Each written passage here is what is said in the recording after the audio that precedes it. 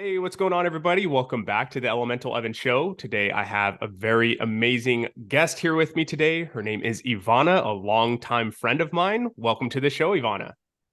Thank you so much. Such a pleasure to be here. No, I'm honored to have you on, and I know we have a little time difference here, so I'm very appreciative that we were able to line it up and get you on the show. I'm really excited for our topics today. Yeah, nice. Me too. So, to get you introduced to the show so our listeners have a better idea of who you are, let's go ahead and start off with where are you from? I'm French from Paris, and I grew in this little town, as you know, very boring. So I did a career in sports, and I've been a personal trainer, a yoga teacher, and I was very good and very satisfied with my life in a very professional level. And at some point, I just was missing love. Love was missing for years. So I start a huge work on myself to dive in the question of what's wrong with me.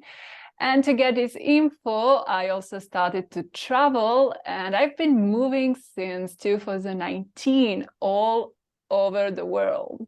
And I just back in France since few months now. And yeah, luckily, happily settled and married. Yes. So I found the answer of how to actually find the right partner and how to make it a partnership that can really help you grow and that is healthy. I love that. Love that, Ivana. And so you already kind of mentioned this, but you're back in France. Where specifically in France? I obviously know because I visited you guys and I love it, but please share with our listeners. The place is named Annecy, is close to Geneva on the Switzerland border, and is with amazing lake surrounded by nature with amazing mountains. So it's kind of a little town, but at the same time, there is this connection with the nature that was very, very important for me after spending some time in Copenhagen, in Bali, in Mexico, where you're really surrounded by nature. So it was not possible just to get back in a city and to work normally. Yeah, absolutely agree. And I love the little city or town of Annecy. It's absolutely gorgeous. So really, really cool. Happy you guys moved there. It gives me a great reason to go out there. Yes. And then also, what is a favorite book of yours? Oh, one of my really favorite book, it's the Four Agreements. Mm-hmm. It's simple and you can really read it as a fiction. And every time you read it, there's some understanding that comes depending on what you need to understand, what you need to improve. And I love because someone of 10 years old can read it, but someone also of 80 years old, and we can all really learn in an easy way lots of things, and it's beautiful, it's simple, it's practical, and yeah, it feels right. I mean, it's really something that resonates a lot with me and helped me kind of understand a lot how to act in my life and how to improve myself. Yeah, I really like that. The Four Agreements is one of my favorite books and one of the favorite books of many guests on this show. So there's a good Mm. reason for it. It's like you said, it's very simple, it's compact, like it's not a huge read, but it's very with each word it has a lot of meaning, and it's also like you said, something that kind of adapts with you as you go through life. So Yeah, really love that book choice. Thank you for sharing that. And then yeah. what is a favorite quote of yours, Ivana? There is this one quote that I really, really like and resonates with me a lot. It comes from Ramana Maharashi, and he's a saint, and he has been asked how to treat others, and he replied to that, there is no others. Hmm. And it kind of, blows your mind, because then you understand what the word union that the yoga is seeking for really means, that for sure there is no separation in between you and other. And when you get to that state of consciousness and that state of love, that you love others just as you love yourself, because we are all one. That's kind of, whoo, you got there. And yeah, it's a nice reminder when you feel that the outside start to be a little overwhelming, and that you might get out of your center because you might judge, you might be without compassion and just get hurt, because it's, in everyday life we can be hurt so easily. And when you remind yourself that, maybe the other person didn't have the opportunity to act in a different way, and if you can just open your heart instead of closing yourself and have this compassion and this love, that will be like the greatest gift that you can give to the world. So yeah, it's truly, when you do harm to others, it's doing harm to yourself, and maybe not directly, but that does come around for sure. Love that quote. And it's a great segue, I think, into you mentioned a little earlier that you went through this phase where you felt successful and satisfied on a level of, like your achievements and your physical work, but you felt that there was something missing, and trying to find this love.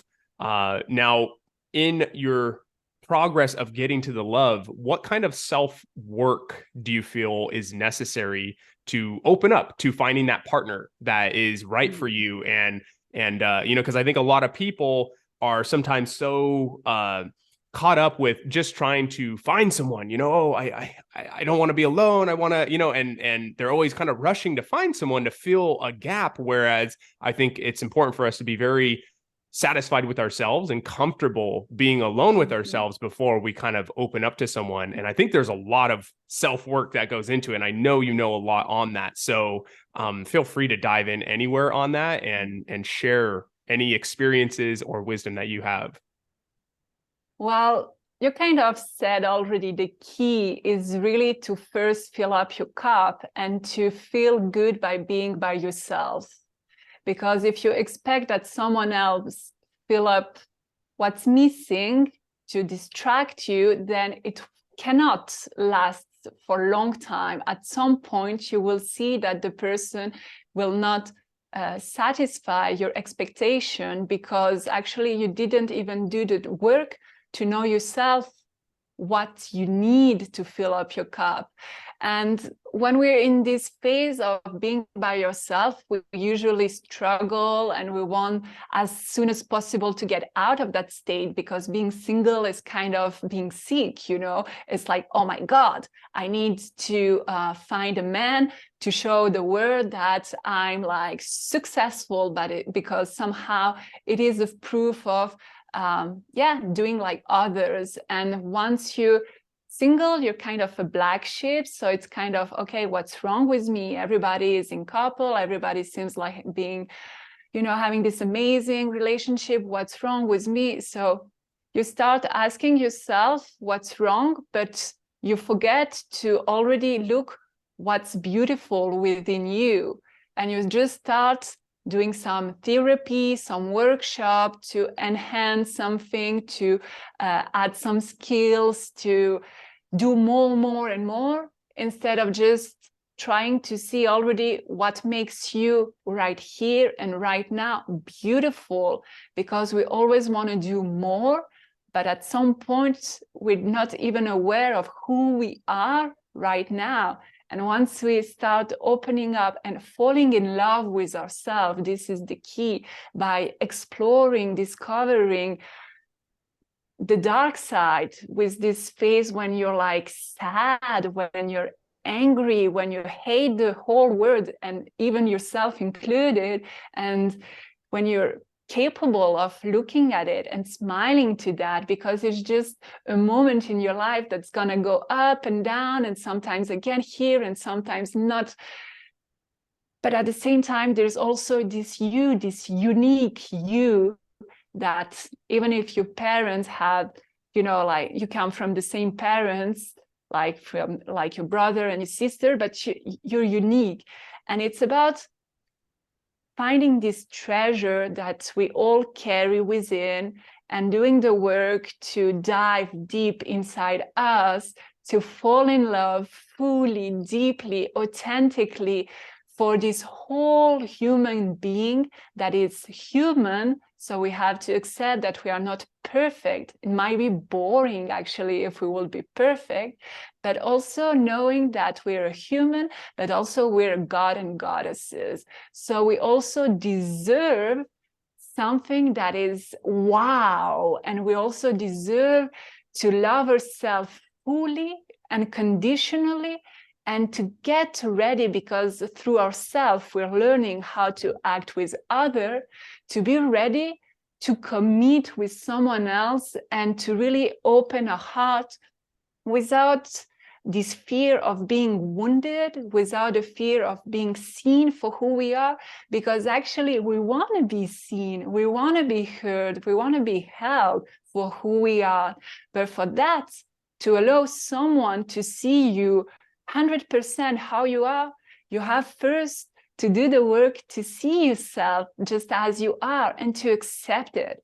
And the acceptance part, it's not easy because we always think that we need to improve. And this is where I'm like always, hey guys, when I'm coaching my students, I'm like, just see right here, right now, the beauty.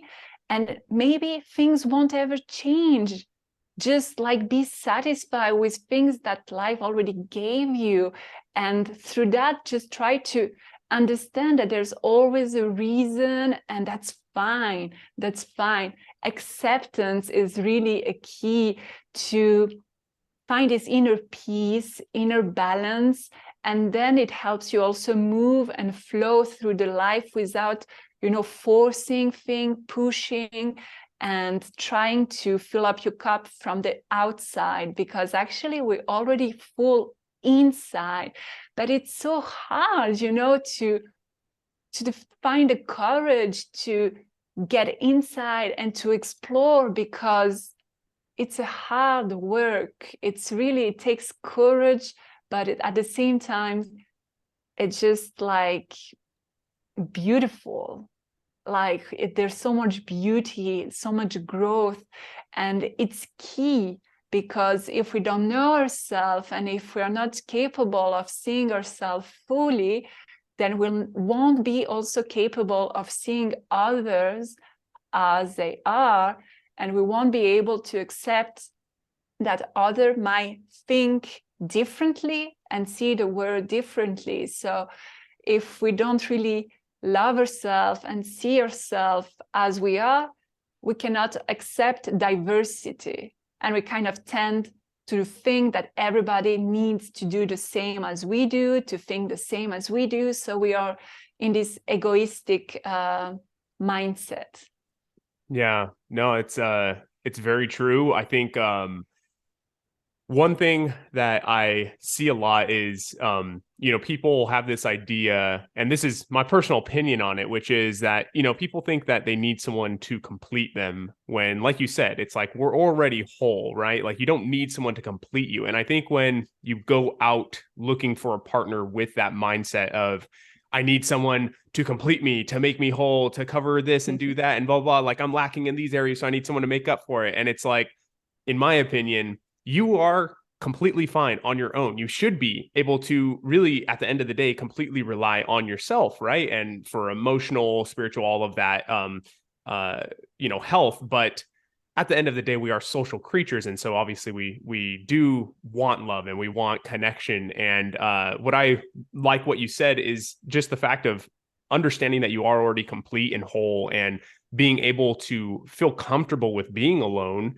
Because once you do that and you're vulnerable in the field of a relationship, you really just show who you are. This is unapologetically, like, this is me. This is what I enjoy. This is what I'm looking for, and very clear with it. I think you end up drawing a person who is going to also mirror that in many ways. And naturally you'll kind of fit together, instead of trying to force this like oh, I really need something. I need someone. I need someone to help me in this way or that. Instead of just being like, hey, like I'm good on my own. I don't, and it also almost takes a desperation out of it. Like you're not, I don't need someone, but I would love for someone to be with me and kind of, complete me as in a relationship, but like at the end of the day, like understanding that you both are two individual whole beings, and you have everything you need within, but finding someone to complement that, I think, is really beautiful and is something that's really great to find. And I know that in my own relationship, and I'm going to say, I'm sure probably in yours as well, there was like a high level of vulnerability with Ashley from day one. I was very honest in, certain tastes of music or this or that, and I mean, this is back in high school when it really mattered. Like you had to sound really cool by, what music you listen to or whatever, and so it was really cool to see we were very genuine and honest with each other from day one. And I think that played a huge role in our ability to last as long as we have, and really have something to, it's we weren't looking for each other to complete us. We just naturally found each other. And so I you fully have that as agree well. with what you say. And at the same time, I used to think like this for a long, long time. But I'd like to have a little nuance, because I also saw through experience that we have kind of two different paths because they're different personalities. For me, my own example has been, I've been single for about 4 or 5 years, which is a long, long time. I had money, I was pretty in shape, I could go wherever I want, meet people, and I was meeting people, but they were not the right one, and they will just go away and ghost me and stuff. So I had to go through all that. And this kind of forces me to dive within to understand this famous question of what's wrong with me, and to understand that actually nothing is wrong. It's just like my criteria was not high enough, that I didn't trust myself, that I was this goddess. So I was just thirsty, and I will just accept anything, because it's like being in a desert and you're just thirsty, and like there's an oasis somewhere, and you just take to drink something, whatever it is, even if it's Coca-Cola and you don't want it, but you just take it because you feel like it's gonna help you. And that's fine. This is kind of the profile of the 30, 40 years old, strong, independent woman that grow in a city when we're kind of tough. But there's also a different profile where maybe the person needs to be in a relationship to have this mirror that is kind of pointing to help grow and find what you like, what you don't like, and kind of find your personality. So it's two different paths, like the one that you're kind of by yourself because you're by yourself, go deep within, and the other when it's more in a sharing, because you need this this other person to help you become yourself, and that's fine too. But everything is okay. We just need to be aware of what are my needs and how can I fulfill it, and go look for it. And this is actually the key. Okay, gotcha. So kind of understanding your kind of like understanding like what it is that you're in need of, and you believe that it is more like you can find certain aspects like in a person that can kind of like complete you in a certain way. Like is that kind of like you agree with, or is that like you're saying like that's one separate path of it kind of? I'll say that some people are very lost because they don't know how to do. I'm reading actually a very interesting book about women in the 19th and 20th century, and the art of falling in love, to choose your husband, your wives, is something very new. Actually, it's the last century. Women, we will just choose a man. Actually, it's our family who used to choose a man for herself, but it was for some, wealth reasons. So the art of really choosing the right partner that matches who you are, it's new. So Mm, we're in a learning process. And I think this is where like some compassion for ourselves, for all the mistakes that we do is needed, because we are slowly discovering. Our generation is already doing a huge gap. If we compare to parents kind of after 2 weeks were getting married and like will get stuck all the life together, and then they say, okay, we can get divorced, so everybody divorce and stuff.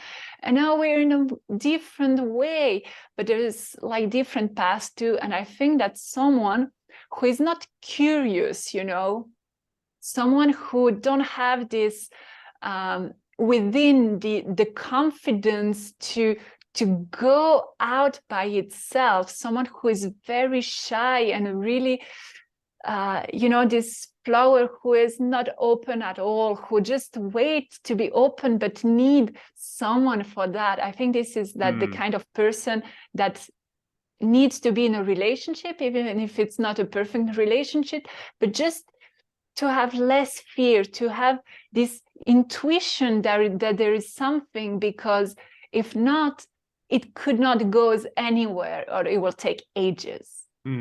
So I guess a question that's kind of coming up to me that I think would be valuable information for the listeners too would be for people who are, maybe they've been single for a few years now and they are looking for a partnership and they want to find that love, right? And that ideal person, like that beautiful relationship.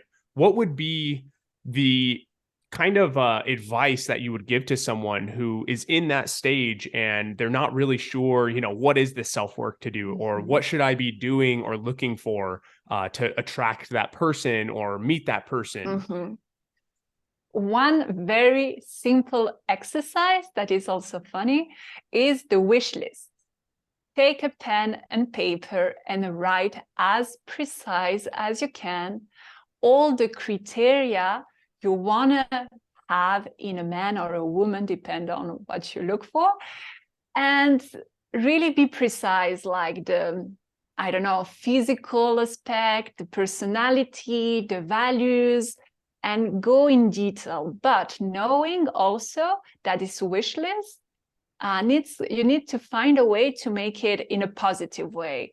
Since you're kind of addressing your wish to the universe doesn't really understand the no. So if you say, I don't want someone who takes drugs, then you put the word drugs on your wish list. And let's say that your universe that is very, very far away and needs to hear a lot of us asking for lots of things, couldn't hear the no and just heard the drug. So you say, okay, you want someone with drugs? Okay, I'll give you this experience. And then you're like, I don't understand. There's always someone coming in my life that takes some substances, but I'm trying to get rid of this pattern. I don't understand why. And then you kind of, okay, how can I find a way to write, I don't want someone who takes drugs, but to make it without using the word drugs. And then you're like, that's really where our authenticity and where like my way of expressing myself is very personal. So for me, I will use maybe someone who take care of himself from inside and out, and someone who is very cautious about the substances he's consuming and stuff. Finding a way, finding different roads to kind of get where you want, but on your own way. And this is the interesting part. And at the same time, the kind of, okay, how to, and I think it's very, very important. Before I met Sandy, I wrote about 3 pages without knowing him. I was like very precise. And that was a friend who told me, okay, what will be your ideal guy? And I will say like, I don't know. And he was like, tell me 5 of criteria that will, be the perfect. I was like, I don't know. I have it in my mind somewhere, but it was like, no, tell me. And I was like, I don't know. And then he went out of a joke. I start writing and I was like, okay. And then I get very precise, very precise. And after, 1 year, of being with him, I finally find this notebook and we read it together. And I was like, hey, this is the list I wrote even before meeting you and knowing you. And it matches everything, but really everything in detail. I said, like, I want someone with very good quality hair. He's got the most amazing hair ever on earth. I mean, it's this detail who for me are important, but for someone else maybe it's not. But this is, you know, like what is my ideal, and you know, knowing that if it comes one day, so that's good, and if it doesn't come, that's fine too. Also detaching from that, because it's the intention. This is what you want deeply from the depth of your being, with this longing, this fire of the heart. This is what, you know, will make you feel happy. And then you also need to have the trust that the universe is willing to make you happy. Because if you just write this wish list, like, you know, like the to-do list, or like your bullet point list, without putting it the fire in there, knowing that the universe can offer you whatever you want if you really ask for it, and if that's gonna make you happy, why not? You know, the universe is not here to just make you life complicated. It's just that we've been said you don't need to be needy to get someone, so we forget about asking, about speaking it out loud. We forget about saying it out loud. I want to be in a healthy partnership. And this is something that is also important. You want to be in a healthy partnership, say it. Mm-hmm. Say it, but not only I want to be in a healthy partnership, but sing it. I want to be in a healthy partnership, because the vibration we're carrying while we say this thing, while we write the wish list, are very, very important. When we sing in the car a song, we're kind of fully in there, almost like a prayer. You know, you say devotionally, la la la la la la. Why not?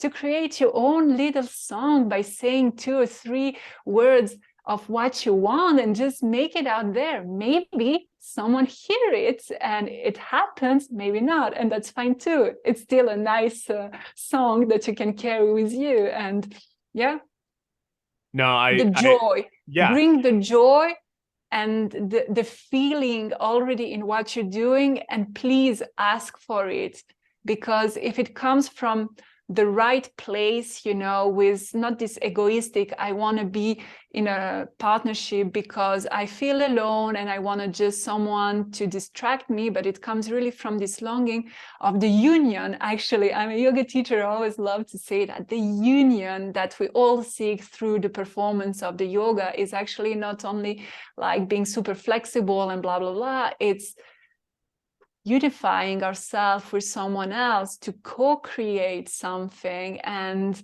to share who we are, to share and to be seen, to be heard, and all these beautiful feelings. Yeah. I get emotional when I speak about love.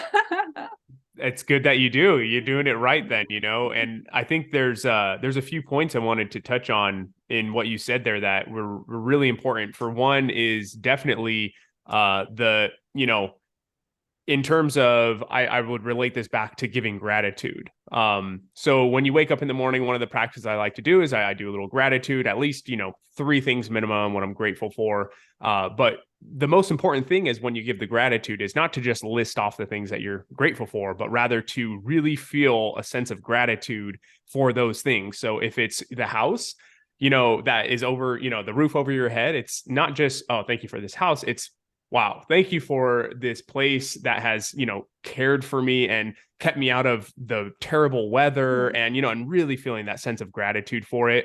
And then, so I think that is very important when you are writing something down to also really embody a feeling with it, right? And understand that those are just going to kind of be words on paper until you really put that emotion with it, right? So I love that you said that. I also love that you said to not put down the things that you don't want. Even if you're saying, I don't want this, regardless, you're still putting it down. And I can't remember if it was a quote from Mother Teresa, I believe, but she said she would, something like she would never attend a march that was anti-war, And you're like, well, that's weird, right? Because it's anti-war. But she said she would attend a peace march, right? And Mm. so something that is, it's not, you're not like still talking about war. She's talking about the complete opposite. It's just peace, right? She would attend something that would be in a movement for peace and like, Yeah. reconciliation and all of that. So I think those are very important. And also, just the point of writing something down is so incredibly powerful.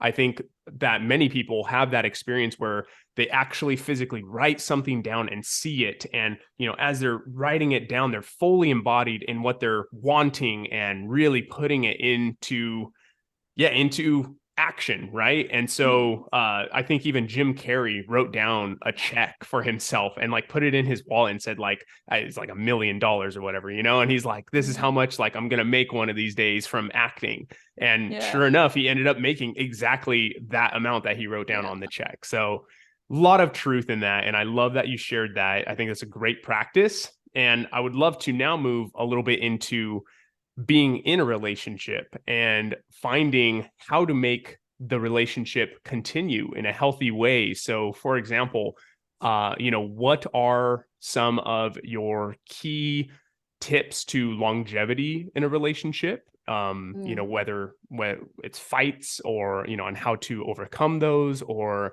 if it's, Mhm. just anything, right? What Yeah. have been your keys to success? Well, the most simple always work is communication. Clear communication is really the key.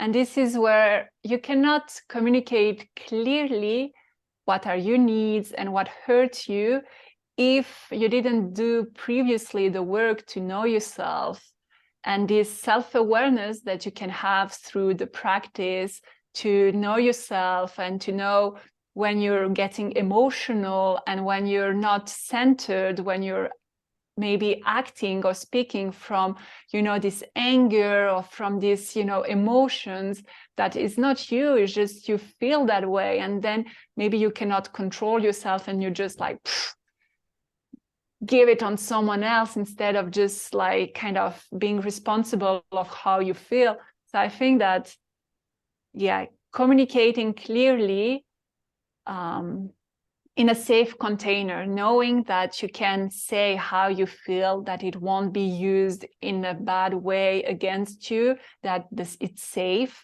to be vulnerable and to be just as you are. Because again, we always want to show this, when we are like shining, when everything is good, but there are ups and downs in life, and that's fine. Again, we're a human being, and that's part of a process. So it's just the more authentic you can be, and asking when it's time for you to say, hey, I need my space. Because this is another very famous quote that I love. It's like, being in a relationship is being the guardian of the solitude of other. And it's kind of really stayed with me when I heard it the first time, which, we did the previous work to kind of fill up our cup and be good by being single and being with yourself. Then you find this partner with who you want to dive a little deeper. But don't melt with the other. It's not about forgetting and losing yourself and not answering anymore to your own needs to kind of satisfy the other. And this is kind of what usually we tend to do. It's because it's so comfortable and pleasant to spend a lot of time with the other and to kind of shift our own habits to spend more time with the other. And we forget to take the time to, again, do the things that we need to do. In my case, is to do sports, like to go exercise, to read, to sing, to like play the drums and do all this that makes me feel happy. And when I'm happy, then I can also share this happiness. And if I am in not a good place, also to just not be afraid that the person cannot that the person cannot accept it. It's just like, hey, I'm on my moon. don't touch me. My body is sensitive, so it's not pleasant for me to get more intimate. Please, can we just cuddle or not?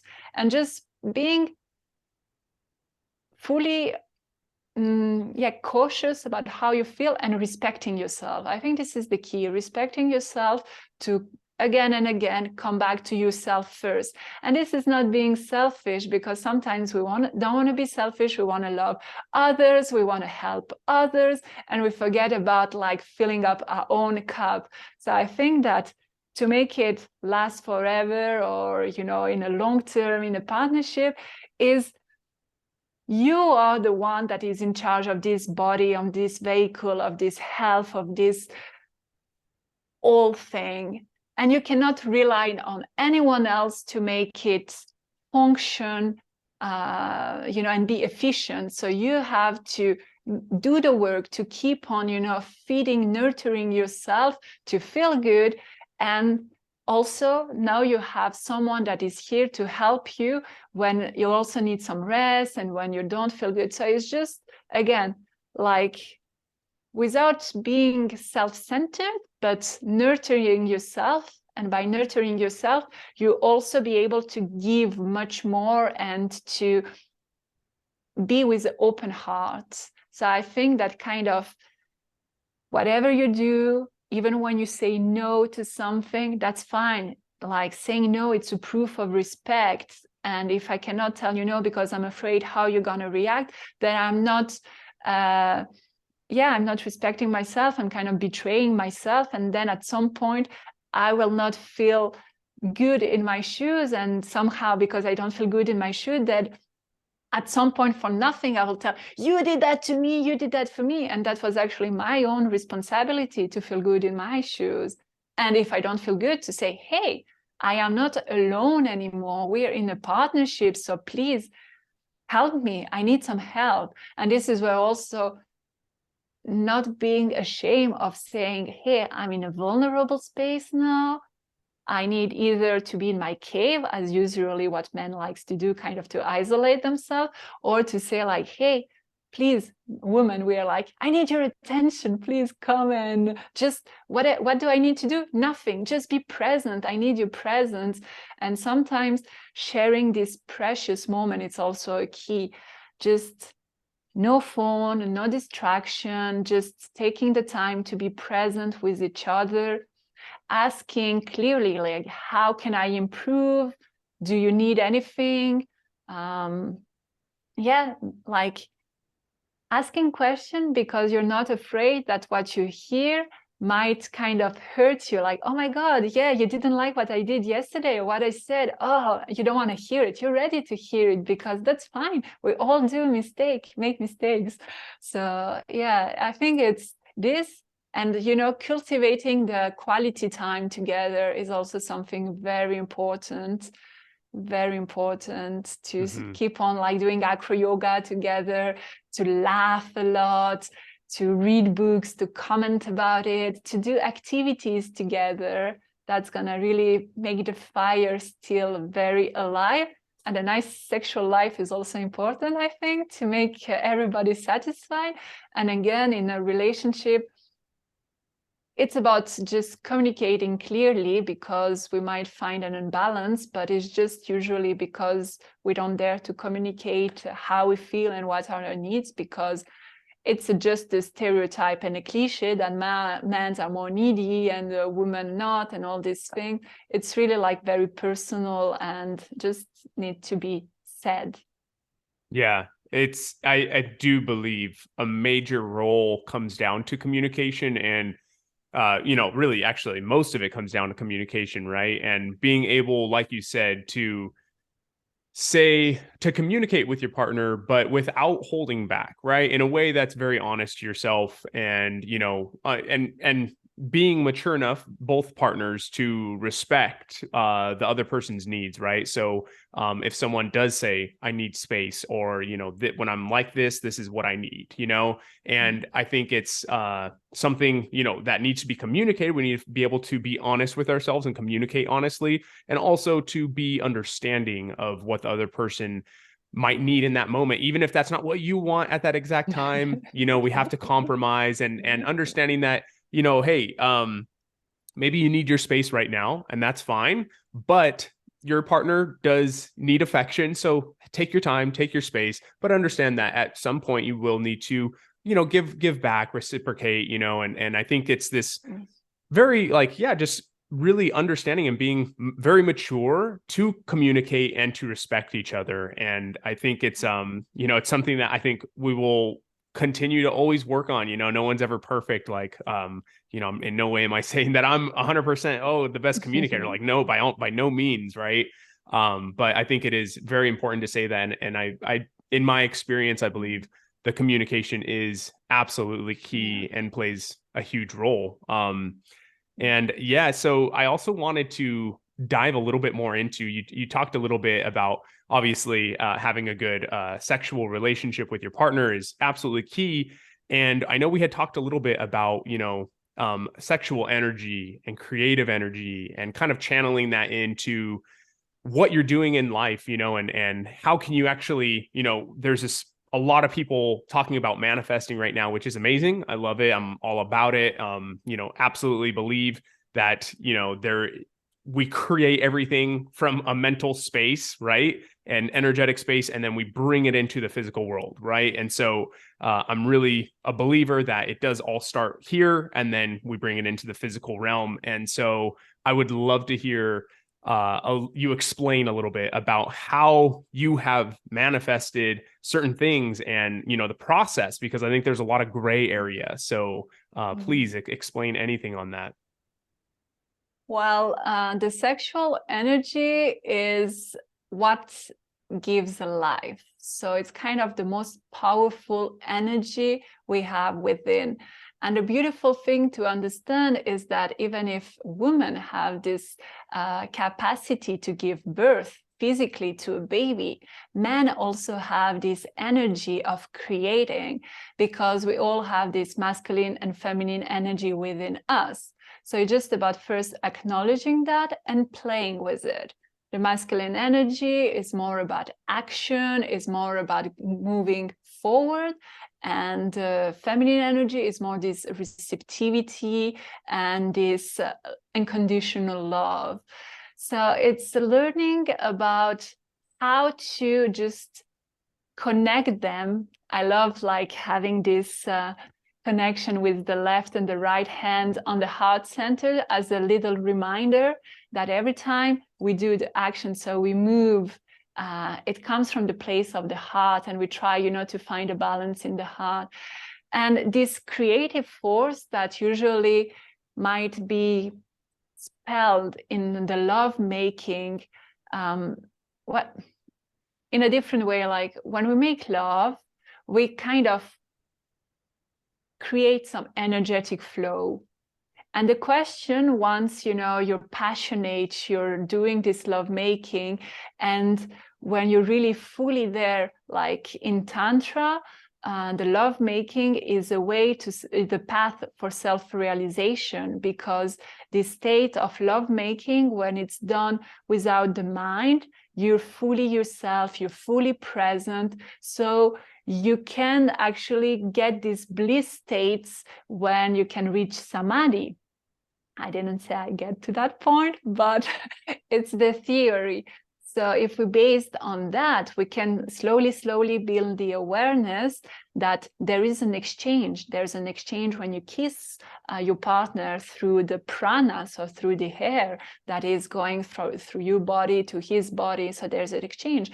When there's also the yoni, so the feminine sexual organ, and the lingam then come together, it's also a new way to communicate, and also a way to, without words, create something. And this connection of the yoni of the lingam have the capacity to give birth. But they also, if you don't want to give birth, have the capacity to be transformated, to sublimated, to kind of be aware that the energy are flying around in the bedroom, wherever you make love. It's here, it's present, it's flowing all around you. So it's kind of taking the time to say, okay, now that we are creating from a space of love, this energy that is here in the room present, what do we do with this energy? How can we maybe redirect it for a higher purpose?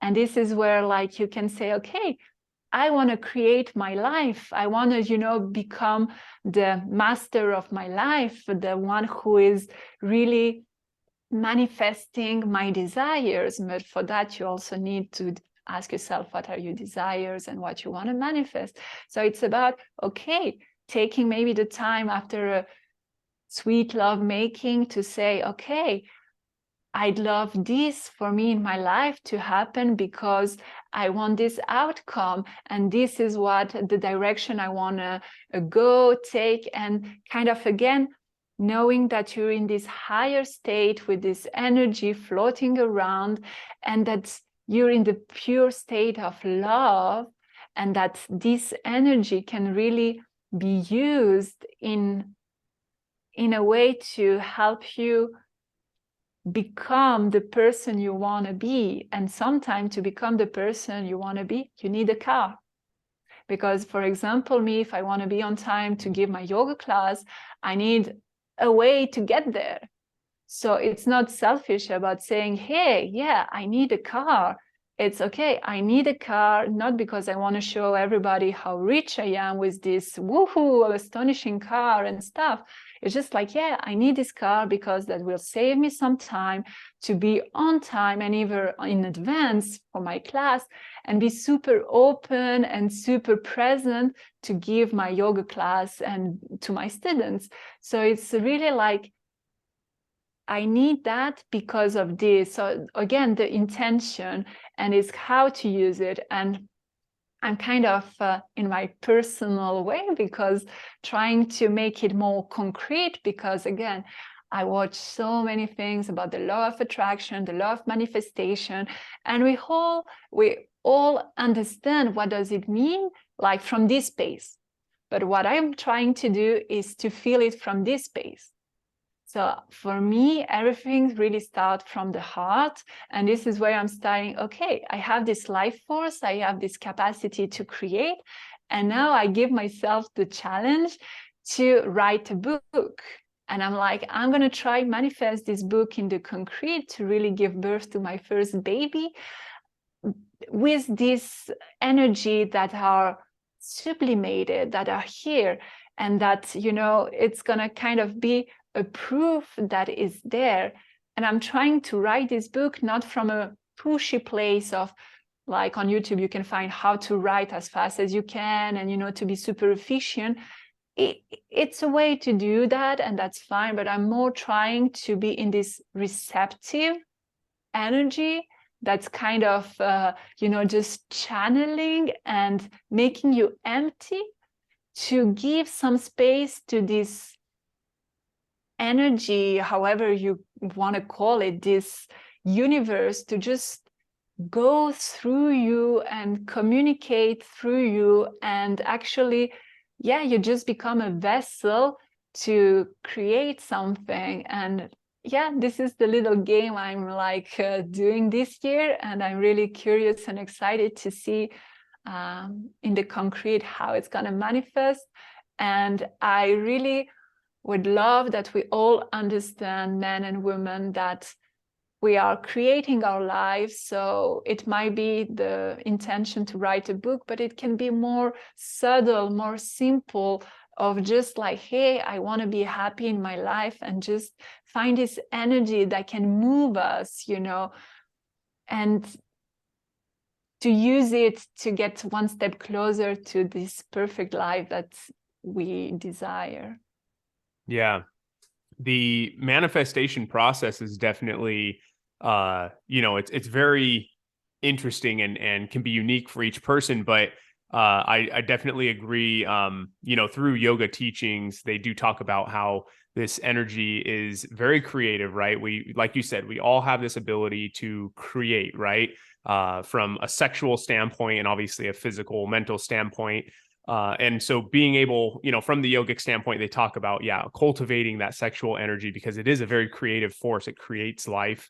And so bringing that into a place where instead of creating life, maybe you're creating something more in the physical realm. And so it's really cool because I know both you and Sandy have been manifesting and doing this process and, really seeing the fruits and the rewards of your practice, which is really cool to see. And I urge anyone who is interested in manifestation to look more into this, dive deeper into the yogic terminology and understanding of it, or obviously reach out to Ivana as well. She, I'm sure, would be happy to talk about that because it's a great topic. I love manifestation, and it's a practice I do every day with my meditation. So so happy to hear you talk about that. And I know we are coming towards the end of our episode here, but I would love to, have you share any other information you want to talk about, whether it's your book and what that's about, to share where people can reach out to you and connect and, follow you and subscribe and just be in touch with you, because obviously you have so much knowledge to share. And I know people are going to want to be able to connect with you. So please take the floor. Anything you want to talk about, last minute touch points you want to hit on, or just ways to find you would be much appreciated, Ivana. Thank you so much for this space.